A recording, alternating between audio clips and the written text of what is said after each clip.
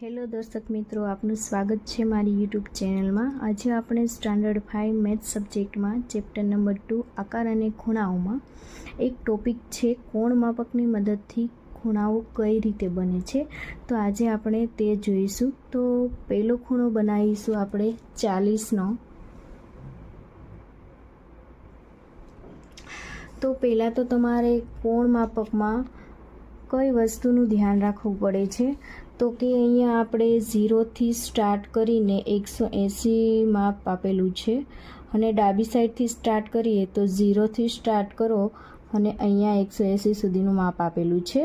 આપણે કોણ માપકમાં બે સાઈડથી આપણે ખૂણાઓ બનાવી શકીએ છીએ, બટ આપણે અહીંયા ખાલી અંદરની સાઈડના માપનો ઉપયોગ કરીને આપણે ખૂણા બનાવવાના છે।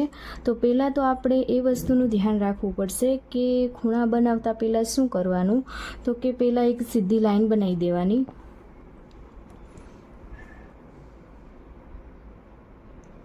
અહીંયા 90નું માપ આપેલું છે ત્યાં સુધીની લાઈન બનાવી દઈશું। પછી અહીંયા તમારે 0નું માપ છે ત્યાં એક બ્લેક લાઈન અને આ લાઈનમાં ટચ કરવાનું છે। બ્લેક લાઈન સાથે અડેલું રાખવાનું છે। પછી આપણે જેટલો એંગલ બનાવવો છે તે એંગલ આપણે 0થી અહીંયા સ્ટાર્ટ કરીએ 10, 20, 30 અને 40। તો 40માં અહીંયા ઉપર ડોટ કરીશું। તે ડોટ છે તે લાઈન સાથે આપણે ડ્રો કરીશું।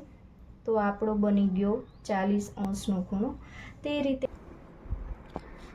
હવે આપણે કોઈ પણ બીજો ખૂણો બનાવીએ।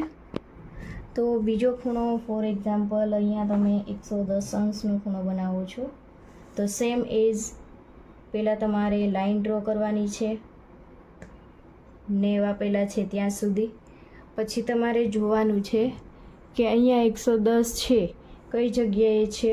એ પહેલાં શું કરવાનું તો કે બ્લેક લાઈન છે એને આપણે જે ડ્રો કરેલી લાઈન છે એને સાથે ટચ કરીશું। પછી 110 અહીંયા આવે છે તો 110 ઉપર આપણે એક ડોટ બનાવીશું। એ ડોટ અને જે લાઈન ડ્રો કરેલી છે તેને શું કરીશું, ડ્રો કરીશું। તો આ જે ખૂણો બને છે તે આપણો બનશે 110° ખૂણો।